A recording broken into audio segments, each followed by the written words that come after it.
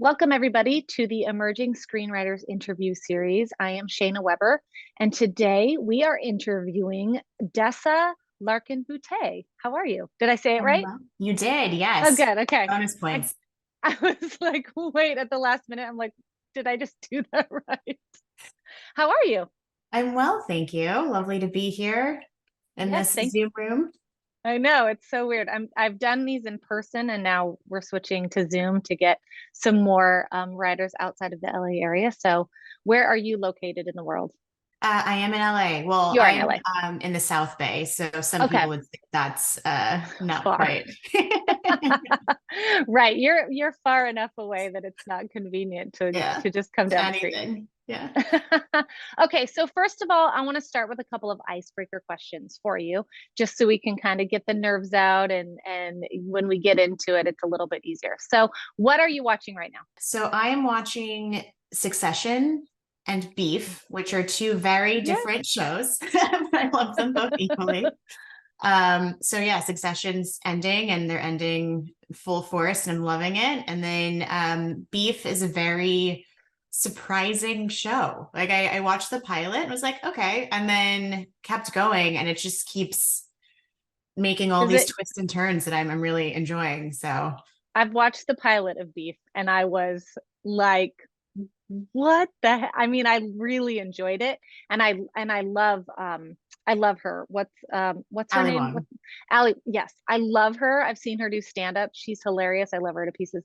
And I was like, this show is like amazing. So I'm happy to hear that it gets wilder because I it's now like the show I keep thinking about. I'm like, wait, I need to go watch some more because it's crazy.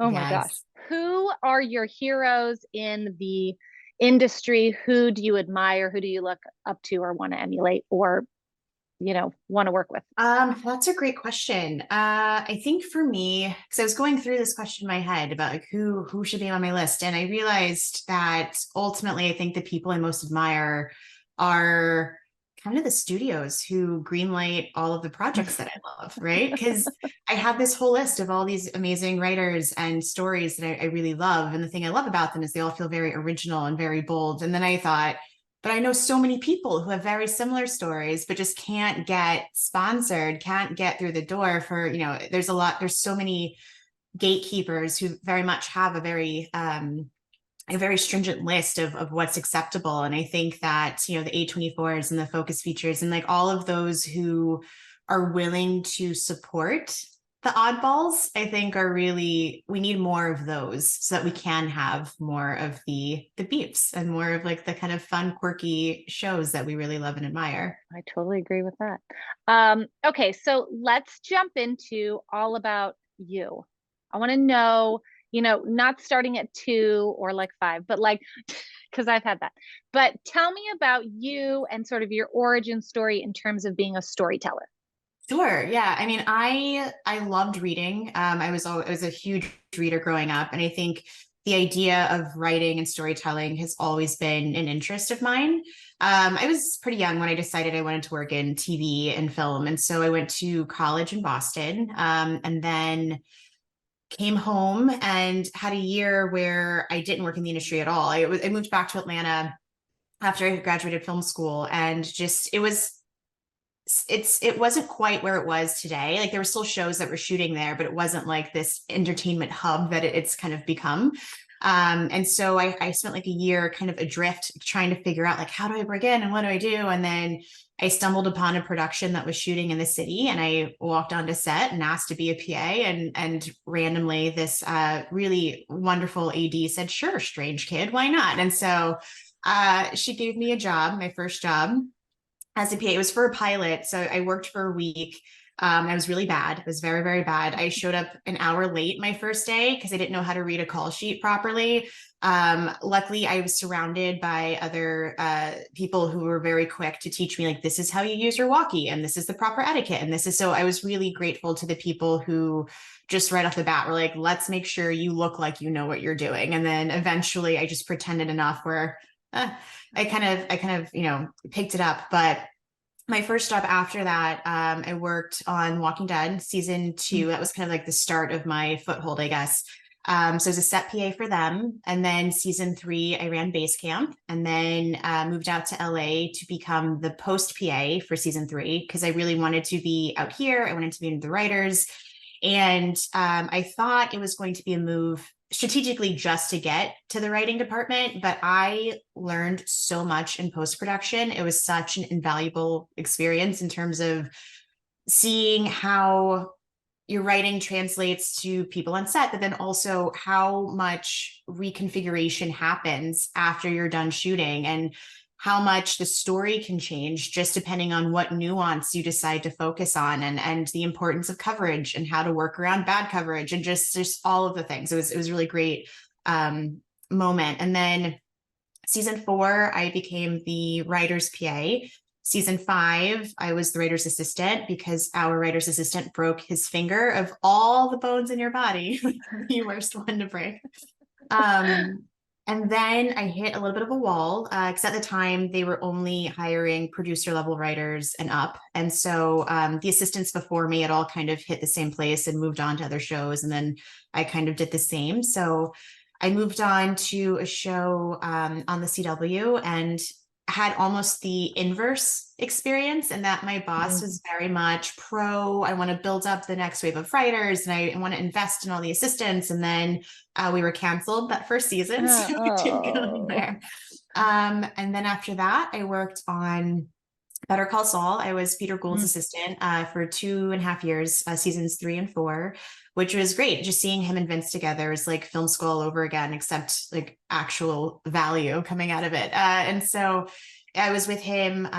He appreciated my background, having set and post experience, because as the showrunner, he also directed, and he also was involved in a lot of, I mean, obviously those things. So I was with him in the room. I was with him in Albuquerque. I was with him and editing afterwards, and it was just a full 360 view, top to bottom, of how the show is made. And it was great. It was such a wonderful experience. And they're a really great team in terms of promoting from within.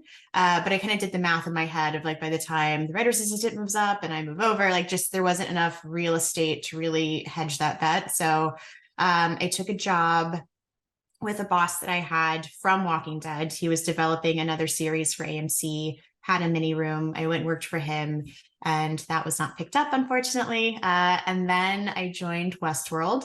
So I was there seasons 3 and 4. And yeah, this past year I got to co-write and produce the penultimate episode of the series, because the series is done now. So that was really exciting. And that's where I've been. That's what's been going on. And then what, I mean, not that that's not enough, but like, what are you doing now? So since then, I've been developing. I have 3 different projects with 3 different groups of people that we are currently shopping around. So hopefully one of those will hit soon. And then I'm trying to get my newest sample ready for staffing season. So trying to get that polished up. Yeah, so nothing terribly exciting, just a lot of hopes and wishes. Yeah, but the great thing is that you do have these great credits and this great resume. So at least it helps you. Do you think it helps you? I mean, I'm saying that presumptuously, of like, it helps you, obviously, right? Is that helping you in trying to move and continue forward as a writer, or do you feel like it's not? That's such a great question. So the thing that I find interesting, the thing that I've kind of, the hurdle that I kind of come into is, especially all last year coming off of Westworld, going into generals, there would be a lot of, so impressed, we love your background, we love all the things, you have all this experience, and we think that, you know, you have more experience than some of the mid-level writers that we're working with because all of the on-set and post-production stuff, but I've never been properly staffed. So there's still this gap between, we see that you're capable and we admire all the things that you're doing, but it's either if we are going to staff someone for the first time, usually they want it to be internal, which all the respect and it should be, or it's, we want to bring you on, but if we have the budget to bring on a staff writer. So it's usually let's negotiate with our higher ups, and if there's money left over, then we'll bring you on. And so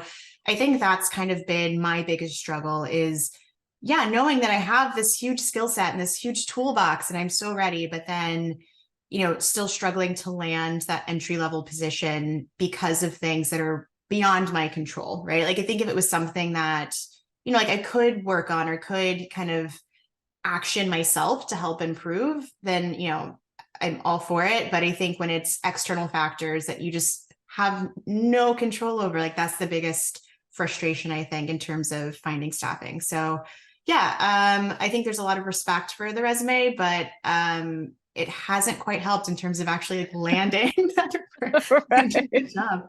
So we're getting You're there. like, I was going to ask you about the contacts that you've made and the connections that you made, and that, we talk a lot in the industry about making sure that you keep those connections and keep those people that have helped you or that you're looking up to, in that Rolodex of sorts. How do you use your contacts, and how do you build on that network that you've built up? How do you continue to build that? What tools, or like what ways do you use that to make sure that those people still know you're around and you're ready to go? That's a great question. So I think it's for me, it's like a layered thing. I think on the one hand, generally speaking, the people that are in my wheelhouse are people that I genuinely love and admire. And so when I see that something is going well for them, it's usually, hey, read this article, congrats, right? Like there's no favors asked, there's no nothing. It's just, I am genuinely letting you know that I am so proud and so like amped for you. Great job, right? So there's, I think keeping off that pressure of hire me, like, or like, it's kind of this Right. idea of you can support someone without needing something back from them, right? I think so. The first step is just genuinely admiring and genuinely supporting. And then, last year I made the choice when Westworld ended not to pursue another assisting job in the industry. And part of that was financial. Part of that was just like my soul was just tired. I just needed a break from all of it. Right. So I took a job non-industry where I've been for this past year just to kind of pay the bills while I continue to develop. But I did go on kind of like a press tour. So like I called up everyone in my Rolodex and just had a quick Zoom. I was like, hey, I am leaving temporarily, but just so you know, I'm still around. And these are the things I'm working on. And I would love to, if you hear of something or working on something, I'm definitely still available, even if I'm not actively in the industry per se right now. So I think it's, sometimes there's very much the direct route of I'm Right. still here, keep me in mind, which definitely works when timed correctly. So Yeah, it's a fine line between like, hi, I'm still around, and like, what can you do for me? And I think that a lot of people get stuck in that, what can you do for me? Oh yeah, that person, I should say hi. So it's like, hi, how are you doing? By the way, can you do this for me? And it's like, we have to remember that we have to reach out, like you said, and just be happy for somebody, or say, I saw that you were doing this, congratulations, and just leave it at that and be yeah. happy for somebody, and not be like, what can you do for me? Congratulations, but what can you do for me? Because we're all just like in this rat race. So we just have to remember that. That's some good advice. So based on what you said earlier about your, you have this great resume and this great stepping stones, but there's that gap in between. If you could go back and start back yourself up in that life path, would you do anything differently, or would you stay on the same path because of what you've learned? I would stay on the same path. I have thought of that before of like, oh, had I taken this job instead of that one, and honestly, when I do that, it's like, well, that other job got canceled after a season. So like that wouldn't have done anything either. And it's like, it's just kind of, there's no rhyme or reason. There's no right or wrong path. I think it's just whatever you are willing to learn from that experience. And one thing that I do honestly really value is I love being on set, and I love understanding the hierarchy. I love understanding like it feels like summer camp to me, because like that's where I started. And something I think is really valuable is, being able to write something, but also understanding how to work with a production team and how to write for a budget and how to work around, let's trim down the scene so we can make our days, or we've just lost this location. How do we rework it in a very Yeah. tangible way while maintaining the integrity of the scene, right? So I think that both things are very, very valuable in terms of future jobs producing. Same thing with post. I thought it was just going to be, again, just kind of like this passing thing, but it really had one of the most impactful learning experiences there for me. And I think that, ultimately, one thing that I've learned as I've gotten older is it's just patience, man. Like you just Yeah. gotta, you can't It's the will long game. it is. And I think that, I feel good about the choices that I've made, and I feel good about the lessons that I've learned. And so now I'm ready and just continuing to hone those skills and be prepared for when that opportunity presents itself. Why do you think that time in post-production was so valuable for you? Was it the Um, editing process or? Well, I think, emotionally, one of the greatest group of people I ever worked with. Like, I loved that team so much. But yeah, I think ultimately, I think it's also because of where my mindset was when I went in, which was all the hard work's done, and now they just put it together based off of like, like this scene Yeah. goes here. And so I went into it very arrogant in terms of what happens in those editing bays. And so I Mhm. think that was definitely, it was the biggest learning curve. And then I remember specifically there was this scene from, it was season 3 of Walking Dead. It was Rick and Lori were having some marital issues. And there was this one particular scene where they're on this catwalk after a very traumatic day and they're talking about just life and just things. And then in the director's cut, that scene, I left feeling very hopeful, like, they're going to be fine. They're going to make it, right? It's going to be great.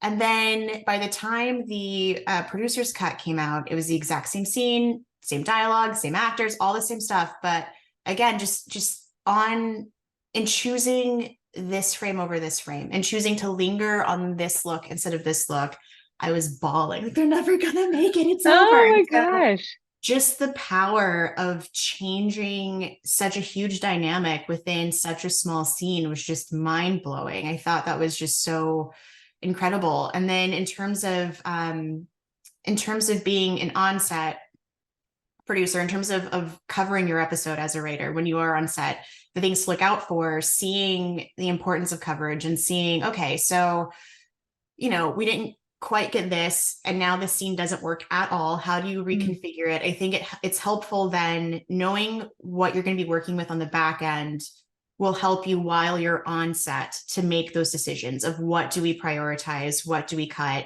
And then even in terms of writing the script, when the episode's an hour over and the network's saying cut something, like understanding which scenes aren't necessarily as important in terms of the finished product they were on Right. page, right? So I think it all, in so many ways, really influences how I write, or how I at least approach, after the script is done, all of the potential changes that can come along with. That's amazing. Yeah, I would agree. I think when you get into that edit, you're like, what's in your brain? And then even what you film, you get in there and it just completely, absolutely changes. And you have to use a different brain of sorts to figure that out. And it does help you then to reverse, engineer that later when you're filming something to go, okay, or even writing something to visualize what it's going to look like in the end. Mm. Okay, so let's talk about you specifically. What are you genre specific? Like, what do you write? How would you describe your voice? What's your vibe? So I am a little all over the place, but to me it makes sense. To me it makes sense. I think my through line ultimately is I like to find characters that I haven't really seen before. I like to write things that are entertaining but low key educational, and that Mhm. you're enjoying it, you're sad, you have all the feelings. So then after you leave, you're thinking about something. Like, it kind of, there's some sort of inception that happens where you're like, oh, I hadn't really thought about this X, Y, and Z, right? And so for me, like my arsenal of scripts. Like I definitely have my dramas, I have my genres, I have my fantasy, I have my half hour quirky comedy. It's like it's all across the board. Because for me, I feel like that's just the dress up that you do. Mm-hmm. But I'm really interested in terms of the stories that kind of run throughout each one of them. The idea of family, the idea of inherited trauma, the idea of kind of the cyclical things that we find ourselves in and how we approach them and break out of them or not. And so that's kind of, and that can be set in space, or that can be like a period piece, or that can be like quirky and funny. It's just ultimately about the characters and kind of what they're going through that is the connective tissue through all of my bag of tricks, I guess. And where do you think that desire for that connective tissue of those kinds of stories comes from? Is there anything that happened? This is like where I turned therapist. Is there anything that happened to you, like in your life, or something that you experienced or saw, or even watched when you were younger that was like, boom, there's the light bulb of like, this is what I want to write? Yeah, I mean, I think that I like to say that my family puts the fun in dysfunction, and that I think of all the traumas that we definitely have hit most of them in our little bingo card. But ultimately, I think it's this idea of how you come together to overcome, or how different people process different things, and just kind of seeing all of that.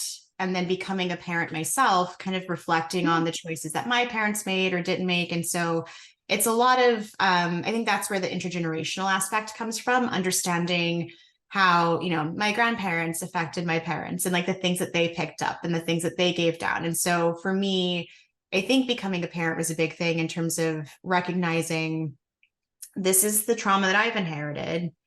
What am I willing to let go of, or push back against, to either A, keep my kid from inheriting that same thing, or B, maintaining a relationship with someone that I don't necessarily have a good relationship with. Like, just because I don't get on with them doesn't mean that I don't want my child to have a relationship with them. And so how do you forgive? How do you move forward? How do you not forget, but just kind of accept what is, and then build something new, or at least build a bridge for them to connect. So it's a lot of that, I guess, is and a lot of therapy for sure.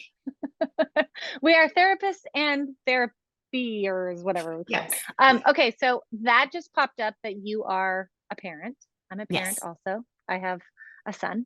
How do you think being a mom has changed how you work, when you work, what you work on? How do you think that has affected you? Such a good question. I also have a son. So mine is 7, and I Mine's think, 6.5. oh, so Yay! exciting. It's a great age. It's a great I age. know. And I think that early on when I had him, I had him, and then I started working on Saul right after, and it was a lot of hours. It was a lot of hours. I was working 50 weeks out of the year, was traveling to Albuquerque a lot. And I didn't see him a lot. Like, it was a lot of dropping him off at daycare and then coming home after he was asleep. And so like that moment in the beginning of the day was the only time that we had together. And my thought process was, I'm hustling now. And by the time he starts kindergarten, I'll have made it. I'll be fine. Like, it's just kind of like, he's Right. at the age where he doesn't know that I'm not here. So it's completely okay. But then, you know, that carrot keeps getting dangled, like the goalpost moves a little bit every year. And so it just kind of hit a point where, you know, last year it was great. Like, I loved Westworld. I loved being on it, but I was commuting from South Bay to Santa Clarita every day. And then, Wow. I know, it was If you crazy. And so, don't know that commute, you don't know that commute. That is like, oh my gosh. And I think on some level, you kind of tell yourself, like, it's only for X amount of months, and then I'll have like the off Sure. season, whatever. But I just got really drained, and I had this guilt of, I can keep doing this. Like, I will take the next job, and that one's going to be 60 to 80 hours a week for not much pay, and the benefits are terrible. And I'm going to keep doing it and keep chasing this thing. Or I can pause, and I can find something that has like a really stable, solid check, has really great benefits for all the kid things, all the broken arms, all the stuff, right? So I kind of had to make that move to really make sure that I was putting my family first for a minute, because I spent so many years being the weekend parent, right? Mm-hmm. And I think that last year there was a lot of feelings around that. There was a lot of feelings of I've failed. There's a lot of feelings of I didn't make it. There's a lot of feelings of what am I doing? Like I'm taking myself out of the race. Like it was just kind of you dedicate so much of your life to this one thing. What am I without that? And so Right. there's a lot of emotions of just kind of like balancing the thing that I love as an individual versus the human I love as a parent, and just kind of reconciling those two things. But I'm almost a year in with this other job, and it's fine. Like it's definitely a job. It's like, you know what I mean? Like Sure. but I have seen in that year being home every night to like read to my kid, to help with homework, to put him in bed. Like it makes such a big difference. And I think, knowing that I have that set time with him is great. On the developing side, on the writing side, yeah, things have slowed down a little bit. Like it's definitely slowed down, but I've had to redefine what my goals are and kind of redefine what success means. And so, I started off this year like, all right, I'm going to accomplish like A, B, and C before April. And then, April's here. I'm like, all right, so I'm going to finish A like by Right. by the end of the month. And I've had to be okay with that. Like that's just Yeah.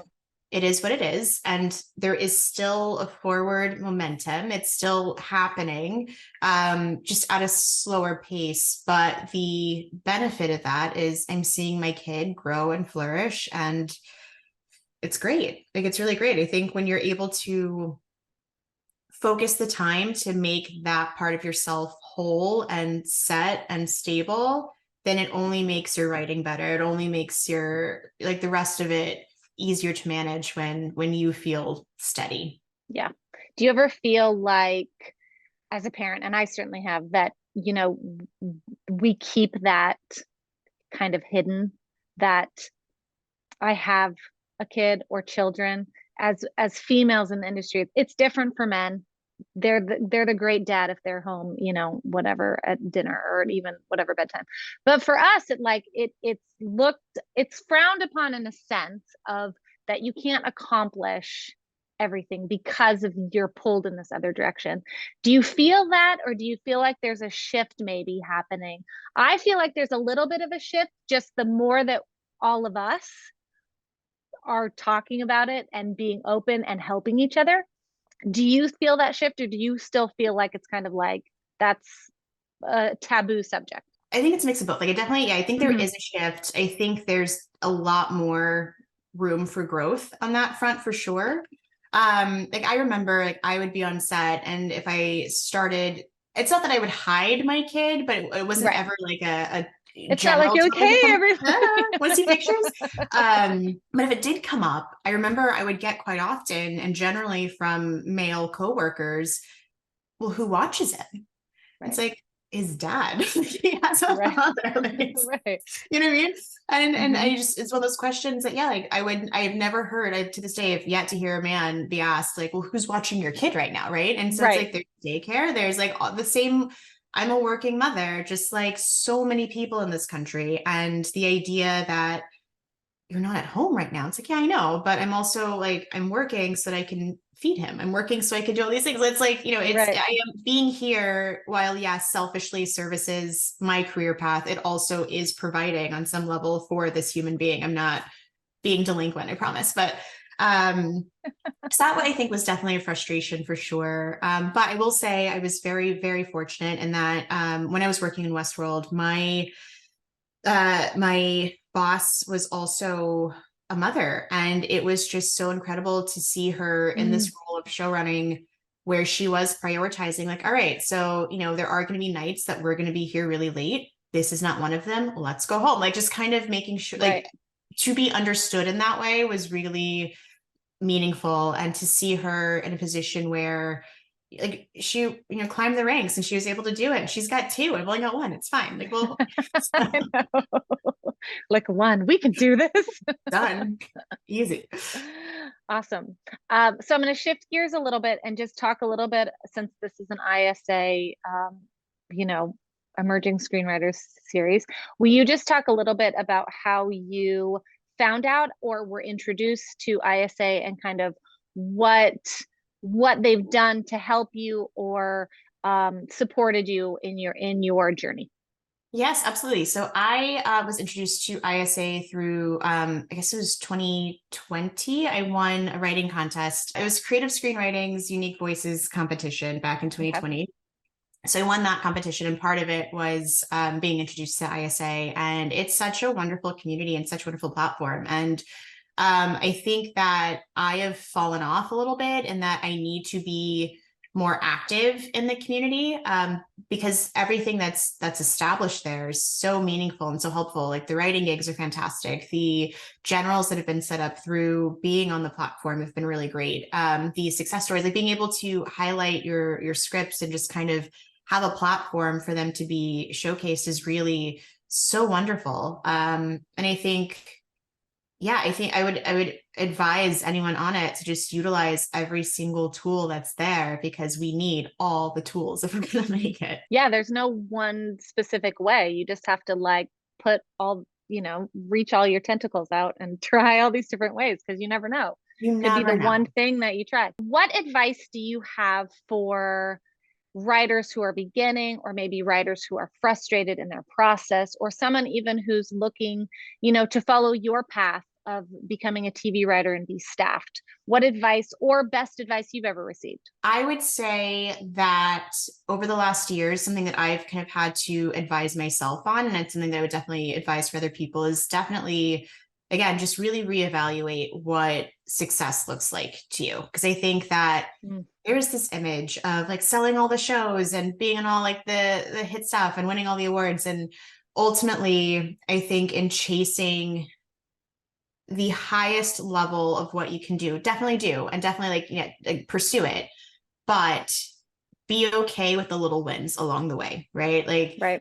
be happy with the general, be happy with, I'm working on this project with this person and it may not go through, but I love this opportunity right now. And I love that it's still a viable thing, right? Like, really live in those moments where you're moving forward. And even though it may not be at the pace that you would like it to be, even though it may feel like it's miles and miles away from the Emmys, like it's okay. Like Right. it's still a step forward. And I think appreciating those moments and feeling, and giving grace to yourself, because we are humans who are juggling a lot of things. And something that I've really noticed is in developing, it's a lot of free work until it's not, right? And so I think it's easy to say, when you have writers who are already established and who are on their overalls, who are being paid to then create, it's a lot easier to create content, I think, at a speed that we all would like. But when you are working your day job, when you are looking after your family, when you are having to do all of these things as your base and then create, like we have to hold ourselves, I think, to a different timeline, and that's okay. It doesn't mean that it's not going to happen. It doesn't mean that you're failing in any way. It just means that the setup's a little bit different, and that's all right. Right. We're not all in the same race. Your race is your own race, and you don't have to be in someone else's race who maybe doesn't have a kid or kids and doesn't have, the same circumstances as you. Exactly. So that's some good advice. Let's finish this interview up with a couple fun questions for you. Like we're doing like inside the actor's studio style. What's your favorite word? Sleep. I'll take nap as a second. Like that is. Oh my God. I feel you on that, sister. Oh my God. That's hilarious. You don't even have to explain it because I completely understand why. And then last one, what is the grammar or spelling mistake that drives you crazy? Oof, I really struggle with theirs. I know it's like, I feel like it's a very common thing. It drives me up the wall, but I also can't spell for shit. So I feel like I cannot judge. Like spell check is I would be lost without it. So I can't judge too harshly because I'm definitely on the lower end of that. that skill set. Thank God for spell checks. All right. Thank you, Desa, so much for being with us and for sharing your story with the Emerging Screenwriters interview series. And that's it.